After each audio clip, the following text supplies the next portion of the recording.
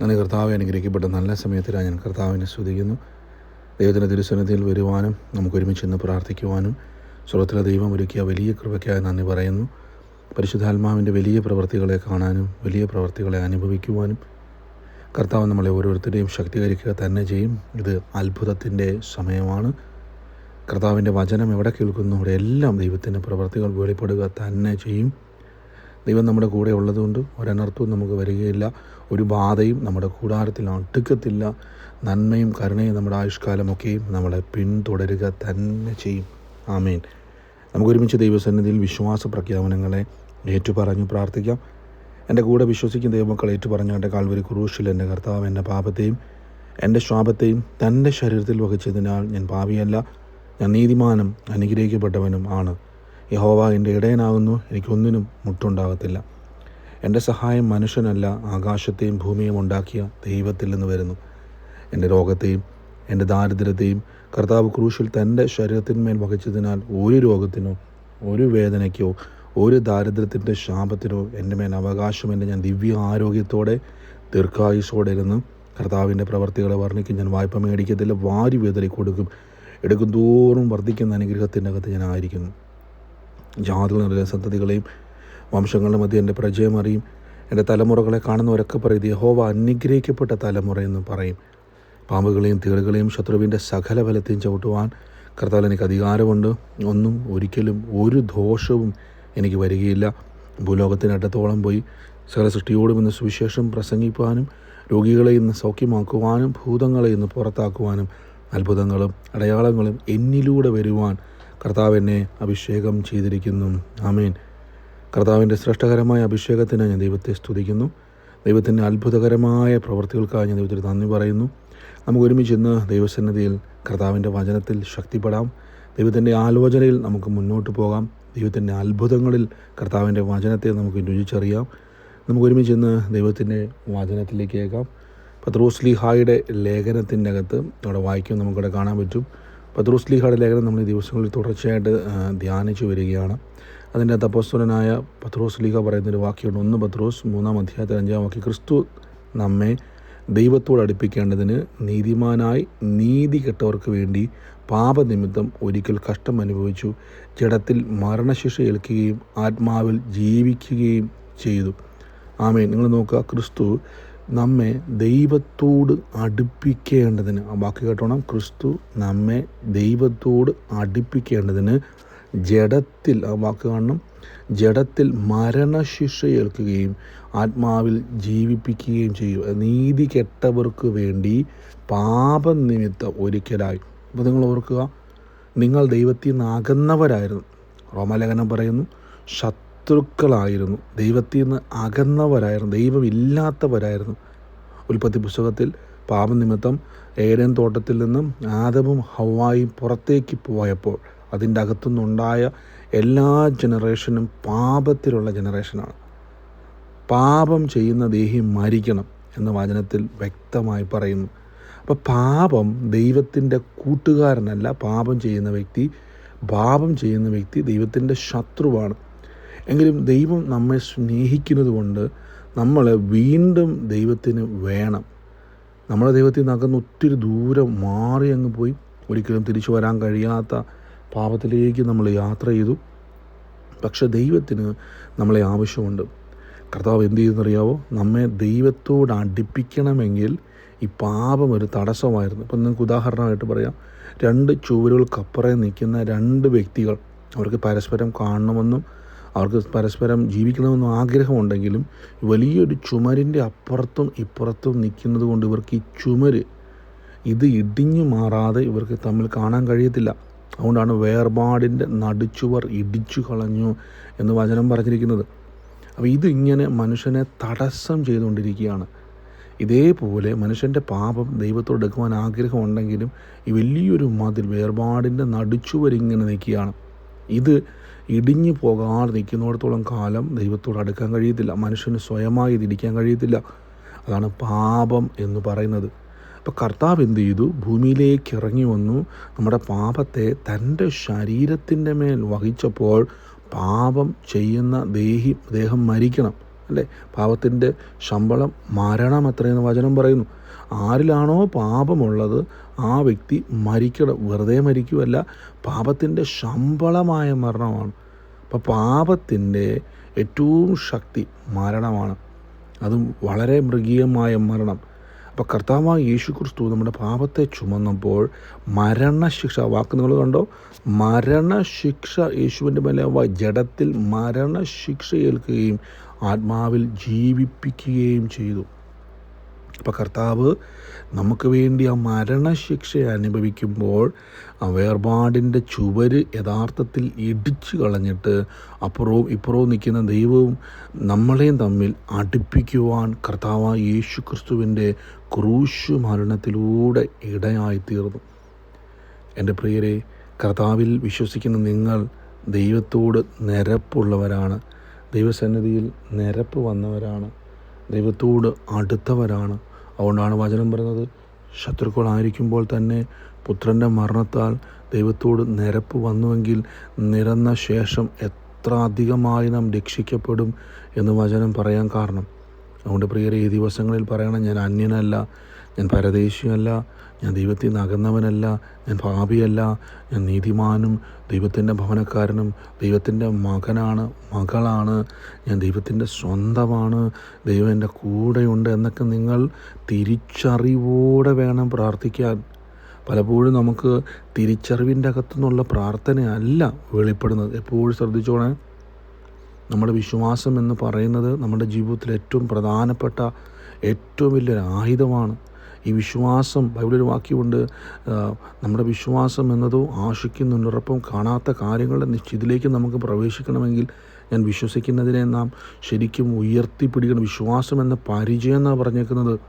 പറയണം, ഞാനിനി ദൈവത്തിൻ്റെ ഭവനക്കാരനാണ്, എൻ്റെ ദൈവം എൻ്റെ കൂടെയുണ്ട്, ദൈവം എനിക്ക് അനുകൂലമായതുകൊണ്ട് പ്രതികൂലം ആരാണ്? കണ്ടോ, ശത്രുവല്ല പ്രിയരെ. ദൈവം നമുക്കിപ്പം ശത്രുക്കളായിരുന്നപ്പോൾ പുത്രൻ്റെ മരണത്താൽ നിരപ്പ് വന്നു. കണ്ടോ, കോംപ്രമൈസായി, അവിടെ റീകൗൺസിലേഷൻ നടന്നു, നിങ്ങളെ യഥാസ്ഥാനപ്പെടുത്തിയിരിക്കുന്നു, റിസ്റ്റോറേഷൻ നടന്നിരിക്കുന്നു, നിങ്ങൾ ദൈവത്തിൽ മടങ്ങി വന്നിരിക്കുന്നു. ഇനി ഈ ക്രിസ്തുവിൽ ഇരുന്നു കൊണ്ട്, ദൈവത്തിൻ്റെ വലതുഭാഗത്ത് ഇരുന്നു കൊണ്ട്, അതുകൊണ്ടാണ് നിങ്ങൾ ഇരിക്കുന്ന ഇടമായ ക്രിസ്തുവേശുവിൻ അല്ലെങ്കിൽ ദൈവത്തിൻ്റെ വലതുഭാഗത്താണ് നമ്മൾ ഇരുത്തിയിരിക്കുന്നത്. ക്രിസ്തു ഇരിക്കുന്ന ഇടമായ ദൈവത്തിൻ്റെ വലതുഭാഗം. അതുകൊണ്ടാണ് ഉയരത്തിലുള്ളത് ചിന്തിപ്പിൻ. നമ്മുടെ ചിന്തകൾ ഉയരത്തിലായിരിക്കണം. നമ്മളൊരു സാധാരണക്കാരനെ പോലെ ചിന്തിക്കരുത്, ദൈവമുള്ള വ്യക്തിയെ പോലെ ചിന്തിക്കണം. ദൈവം അനുകൂലമായ വ്യക്തിയെ പോലെ, എപ്പോഴും പാപിയാണ്, തകർന്നവനാണ്, ഒന്നിനും കൊള്ളാത്തവനാണ്, ദൈവം എൻ്റെ കൂടെ ഒന്നുമില്ല എന്ന് പറയരുത് പ്രിയരെ. പറയാൻ, എൻ്റെ ദൈവം എനിക്ക് അനുകൂലമായതുകൊണ്ട് പ്രതികൂലം ആര്? ആമേൻ. എന്നോട് എതിർക്കുന്ന ശത്രുക്കളെ യഹോവ എൻ്റെ മുമ്പിൽ തോൽക്കുമാറാക്കും. ഞാൻ പാപിയല്ല, ഞാൻ നീതിമാനാണ്. നീതിമാൻ്റെ എൻ്റെ കുടുംബത്തിൽ ജയത്തിൻ്റെയും ഉല്ലാസത്തിൻ്റെയും കോശമുണ്ടാകും. നീതിമാനായ എൻ്റെ കുടുംബത്തിൽ ഐശ്വര്യവും സമ്പത്തും ഉണ്ടാകും. നീതിമാനായ ഞാൻ ഒരു നാളും കുലുങ്ങിപ്പോകത്തില്ല. നീതിമാൻ എന്നേക്കും ഓർമ്മയിലിരിക്കും. ദുർവർത്തമാന നിമിത്തം നീതിമാൻ കുലുങ്ങിപ്പോകത്തില്ല. ആമേൻ. ഹല്ലേലൂയ. നമുക്ക് ഒരുമിച്ച് പ്രാർത്ഥിക്കാം. എൻ്റെ യേശുവേ, ഞങ്ങളിപ്പോൾ തന്നെ പ്രാർത്ഥിക്കുന്നു. എൻ്റെ കർത്താവേ, അങ്ങനെ കൃപ ഓരോ വ്യക്തികളുടെ മേൽ വ്യാപരിക്കുന്നല്ലോ. നന്മയുണ്ടാകട്ടെ. അസാധാരണമായ ദൈവപ്രവർത്തികൾ ഓരോ വ്യക്തികളുടെയും ജീവിതത്തിലുണ്ടാകട്ടെ. പരിശുദ്ധാത്മാവേ, ദുഷ്ടൻ്റെ തീയമ്പുകളെ കെടുത്തിക്കളയുന്ന വിശ്വാസം എന്ന പരിചയം ഞങ്ങളുടെ കൂടെ ഉണ്ടല്ലോ.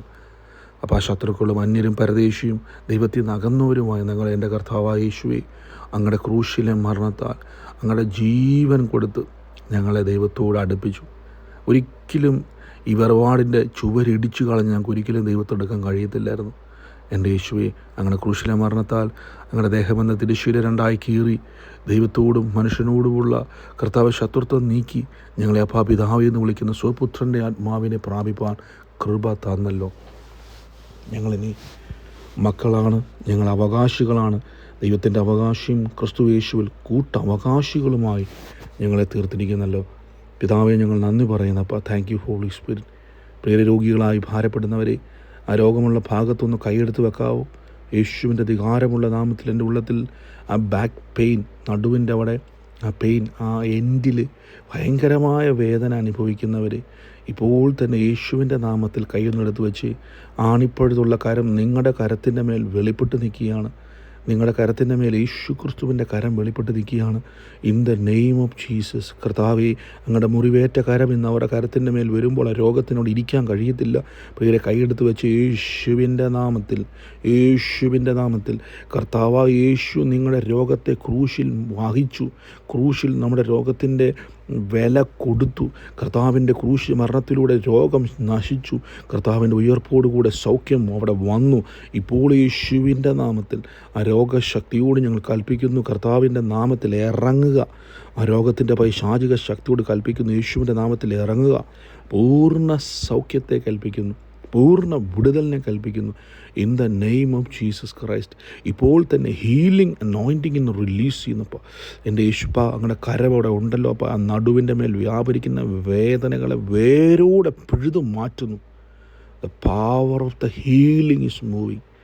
Jesus Christ. യേശുവിൻ്റെ നാമത്തിൽ ശൂന്യമായ കർത്താവിയെ അവസ്ഥകൾ ലാഭമായി തീരട്ടെ. Healing in the name of Jesus. പൂർണ്ണ സൗഖ്യത്തെ വ്യാപരിക്കുന്നു. ആ കൈയോടെ നിന്ന് മാറ്റും. നന്ദി പരിശുദ്ധാത്മാവേ. അങ്ങയുടെ അത്ഭുത കൃപ വ്യാപരിക്കുന്നല്ലോ. ഇൻസ്റ്റൻറ്റ് ക്രിയേറ്റീവ് മിറക്കിൾസിനെ റിലീസ് ചെയ്ത് പ്രാർത്ഥിക്കുന്നപ്പോൾ ലോർഡ് ജീസസ് ക്രൈസ്റ്റ്. യേശുവിൻ്റെ അധികാരമുള്ള നാമത്തിൽ ലോർഡ് ജീസസ് ക്രൈസ്റ്റ് അസാധാരണമായ ദൈവപ്രവർത്തനം. അപ്പോൾ ഞരമ്പുകൾ ഇങ്ങനെ ടൈറ്റായിട്ട് നിൽക്കുന്ന ചില അനുഭവങ്ങൾ, അത് നിമിത്തം ഞരമ്പുകൾ നിമിത്തം വേദനകൾ അനുഭവിക്കുന്ന വ്യക്തികൾ, ആ വേദനകളുടെ മേലേക്ക് ഒരു തീ ഇറങ്ങും യേശുവിൻ്റെ നാമത്തിൽ. അപ്പോൾ മുറിവേറ്റ കരം ഞങ്ങളോട് സംസാരിക്കുന്നു. ഈ സൗഖ്യമായിരിക്കുന്നു. കൈയെടുത്ത് വെച്ച് വേദനയുള്ള ഭാഗത്ത് കൈ എത്തിപ്പിടിക്കാൻ പറ്റുന്ന സ്ഥലത്താണെങ്കിൽ കൈവെക്കുക. അല്ലെങ്കിൽ നിങ്ങളുടെ ശരീരത്തിൽ എവിടെയെങ്കിലും കൈവെക്കുക. രോഗിയുടെ മേൽ കൈവച്ചാൽ സൗഖ്യം വരുമെന്ന് വചനം പറയുന്നു. നിങ്ങളുടെ കരത്തിലൂടെ ആ സൗഖ്യം വ്യാപരിക്കുകയാണ്.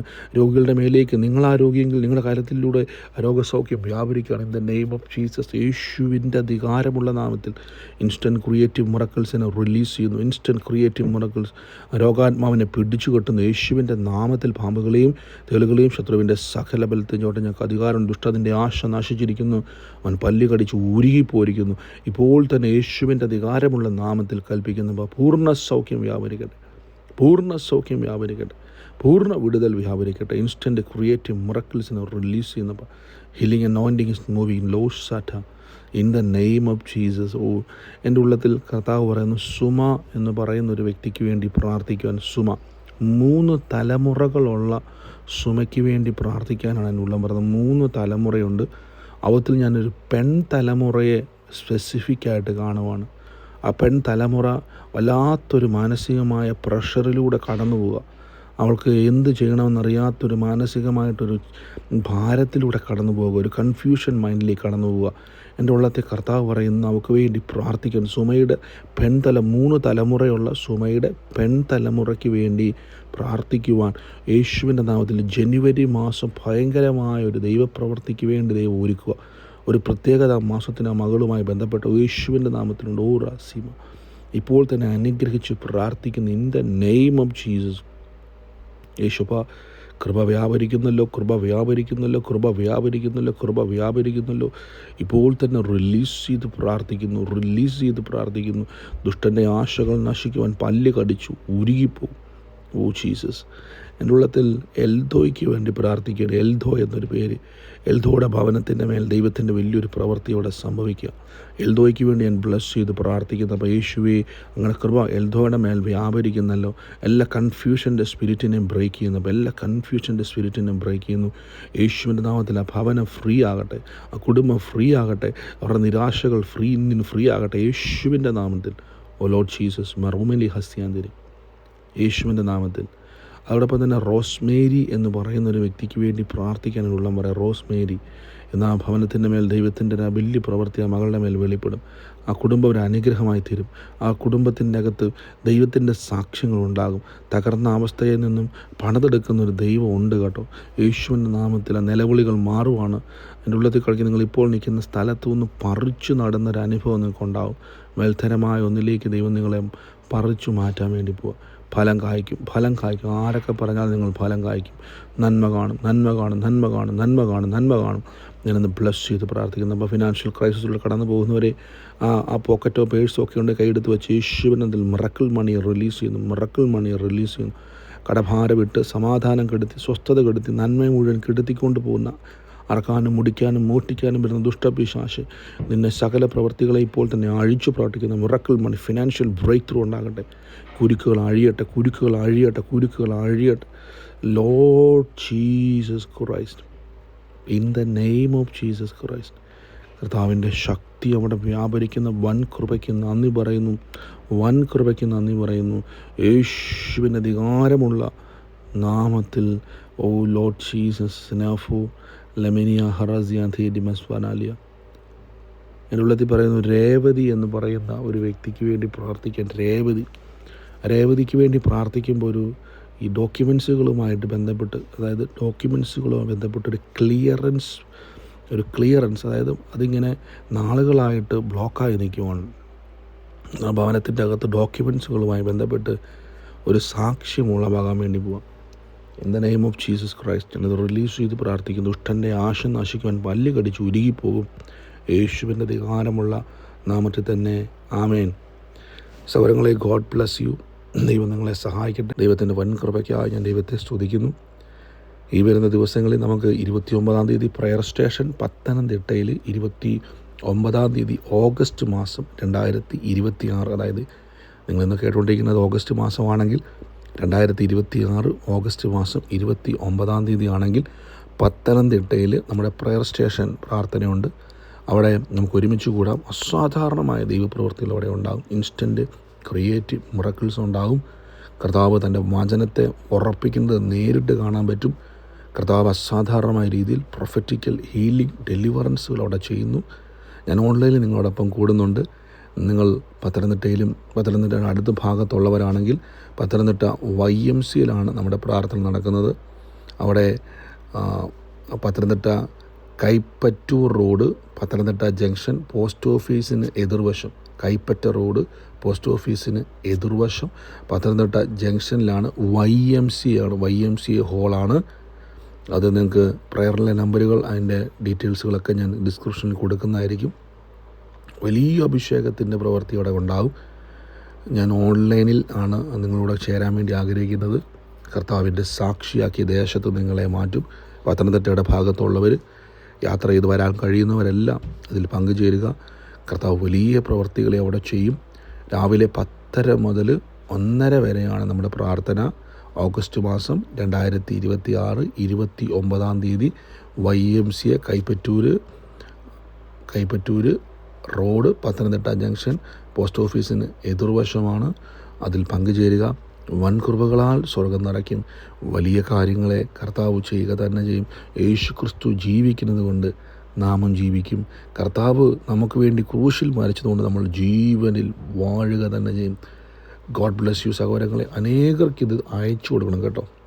തകർന്നിരിക്കുന്ന വ്യക്തിയെ സൗഖ്യമാക്കുന്ന ദൈവമുണ്ടെന്നും അവസ്ഥയെ മാറ്റുന്നൊരു ദൈവമുണ്ടെന്നും ലോകം അറിയുവാൻ, നിങ്ങളിലൂടെ ലോകം അറിയുവാൻ കർത്താവ് ഇടയാക്കും കേട്ടോ. God bless you. യേശുവിൻ്റെ നാമത്തിൽ തന്നെ. ആമേൻ.